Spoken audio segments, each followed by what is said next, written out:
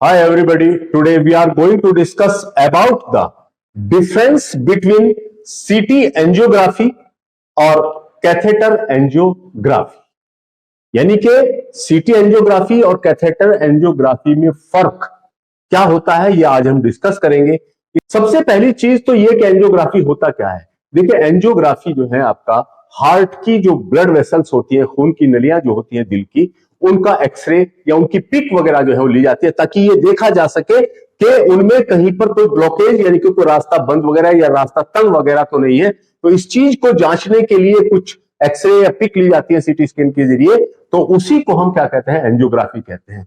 CT angiography और catheter angiography में फर्क, यानी कि सीटी एंजियोग्राफी हम किसको कहेंगे? सीटी एंजियोग्राफी जो है ये आपका सीटी स्कैन मशीन पर लेटाकर आपका हार्ट की ब्लड वेसल्स की पिक ली जाती है, और कैथेटर एंजियोग्राफी में आपका हार्ट की ब्लड वेसल्स के एक्सरे लिए जाते हैं। ये सबसे पहला फर्क। दूसरा, सीटी एंजियोग्राफी जो है वो डायरेक्ट ब्लड वेसल्स के अंदर यानी कि इंट्रावेनस जो है एक डाई जो है ब्लड के अंदर इंट्रोड्यूस की जाती है, वो पूरी बॉडी में सर्कुलेट करके आपका हार्ट तक पहुंचती है। फिर आपका हार्ट के वहां पर पिक लिए जाती है, हार्ट के फोटोज लिए जाते हैं, उनकी ब्लड वेसल्स जो है उसमें दिखाई देती है, तो वो सीटी स्कैन मशीन के ऊपर होता है। तो इसमें जो है वो डायरेक्ट आपका इंट्रावेनस यानी कि आईवी कैनुला लगा के और उसके थ्रू जो है एक डाई जिसको हम कॉन्ट्रास्ट कहते हैं, ये ब्लड वेसल के अंदर इंट्रोड्यूस करा दी जाती है और वो पूरी बॉडी में सर्कुलेट होते हुए हार्ट तक पहुंचती है, और उसी के साथ साथ सीटी स्कैन मशीन जो है उसकी पिक वगैरह लेती रहती है। कैथेटर एंजियोग्राफी में एक वायर जो है या कैथेटर जो है वो आर्टरी के जरिए, वो चाहे रेडियल आर्टरी के जरिए हो या फिब्रोरल आर्टरी के जरिए, उसको जो है हार्ट तक पहुंचाया जाता है, और फिर उसके रास्ते जो है एक डाई यानी कि वही कॉन्ट्रास्ट डाई जो है वो पहुंचाई जाती है, जो कि डायरेक्ट हार्ट में पहुंचती है, और फिर वहां पर जो है आपका हार्ट के एक्सरे यानी कि हार्ट के ब्लड वेसल्स के एक्सरे जो है वो लगातार दिए जाते रहते हैं। तो उसमें पता लग जाता है कि हार्ट की ब्लड वेसल में कहीं पर कोई ब्लॉक है या नहीं है, यानी कि दोनों प्रोसेस में ब्लॉकेज जानने के लिए प्रोसेस किए जाते हैं, प्रोसीजर किए जाते हैं। नंबर 2, सीटी एंजियोग्राफी जो है आपका नॉन इन्वेंसिव प्रोसीजर होता है, जबकि कैथेटर एंजियोग्राफी जो है वो आपका इन्वेंसिव प्रोसीजर होता है। यानी कि सीटी एंजियोग्राफी में कम खतरे होते हैं और कैथेटर एंजियोग्राफी में ज्यादा खतरे महसूस होते हैं। सीटी एंजियोग्राफी में पेशेंट को हॉस्पिटल में एडमिट कराने की जरूरत नहीं होती है। यह प्रोसीजर पूरा होने के बाद उसको उसी दिन छुट्टी दे दी जाती है, यानी कि कुछ वक्त के बाद ही छुट्टी दे दी जाती है। जबकि कैथेटर एंजियोग्राफी में पेशेंट को कुछ वक्त के लिए हॉस्पिटल आईपीडी के अंदर रखना जरूरी होता है। नेक्स्ट, सीटी एंजियोग्राफी में जो डाई इस्तेमाल की जाती है वो तकरीबन 70 से 80 ml यानी कि ज्यादा डाई जो है वो आपका इस्तेमाल की जाती है, जबकि कैथेटर एंजियोग्राफी में ये डाई जो है सिर्फ 20 to 30 ml जो है इस्तेमाल की जाती है।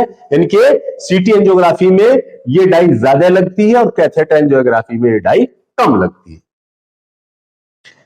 सीटी एंजियोग्राफी में ज्यादा क्यों लगती है? क्योंकि ये पूरी बॉडी में सर्कुलेट होकर तब हार्ट तक पहुंचती है, जबकि आपका कैथेटर एंजियोग्राफी में ये डाई जो है वो डायरेक्ट कैथेटर के जरिए जो है वो सीधे हार्ट की ब्लड वेसल तक पहुंचा दी जाती है, तो इसलिए उसमें कम डाई का इस्तेमाल होता है। नेक्स्ट, सीटी एंजियोग्राफी को करने में अगर एक्सपर्ट डॉक्टर है तो सिर्फ 5 से 10 मिनट का वक्त लगता है। उसके बाद 5 से 10 मिनट के बाद थोड़ी देर पेशेंट को बिठा के उसके बाद उसकी छुट्टी कर दी जाती है, जबकि कैथेटर एंजियोग्राफी में थोड़ा ज्यादा वक्त लगता है, यानी कि इसमें 15 से 20 मिनट का वक्त लगता है, और फिर उसको पेशेंट को जो है वार्ड में शिफ्ट कर दिया जाता है और पूरे दिन वहां पर रखा जाता है, और उसके बाद नेक्स्ट डे जो है उसकी छुट्टी कर दी जाती है। सीटी एंजियोग्राफी में कॉस्ट जो है वो कम लगती है कैथेटर एंजियोग्राफी के मुकाबले पर, यानी कि सीटी एंजियोग्राफी में कम खर्च आता है, जबकि कैथेटर एंजियोग्राफी में थोड़ा ज्यादा खर्च आता है सीटी एंजियोग्राफी के मुकाबले। नेक्स्ट, सीटी एंजियोग्राफी में लो रिस्क रहता है, यानी कि उसके अंदर कम खतरा रहता है, जबकि कैथेटर एंजियोग्राफी में ज्यादा खतरा रहता है, क्योंकि उसमें एक वायर जो है जब अंदर एंटर की जाती है तो उसकी वजह से ब्लड वेसल्स जो है कहीं पर स्क्रैच हो सकती है, कहीं पर ब्लड वेसल रप्चर हो सकती है, तो इस वजह से उसके अंदर जो है हीमोटोमा वगैरह बन सकता है। तो कैथेटर एंजियोग्राफी में थोड़ा रिस्क ज्यादा होता है, लेकिन अगर कोई एक्सपर्ट डॉक्टर है तो दोनों ही प्रोसीजर में कोई रिस्क नहीं होता है। नेक्स्ट आता है सीटी एंजियोग्राफी में जो क्रिटिकल ब्लॉकेज होते हैं वो ऐसा भी हो सकता है कि ना दिखाई दे, लेकिन जो आपका कैथेटर एंजियोग्राफी है उसमें वो सारे ब्लॉकेज जो है वो बिल्कुल क्रिटिकल ब्लॉकेज भी बिल्कुल क्लियर दिखाई दे जाते हैं और इसमें हाई रिस्क रहता है। सीटी एंजियोग्राफी में किडनी डैमेज का ज्यादा खतरा रहता है, क्योंकि ये जो डाई होती है, कॉन्ट्रास्ट जो होती है, ये किडनी को डैमेज कर देती है।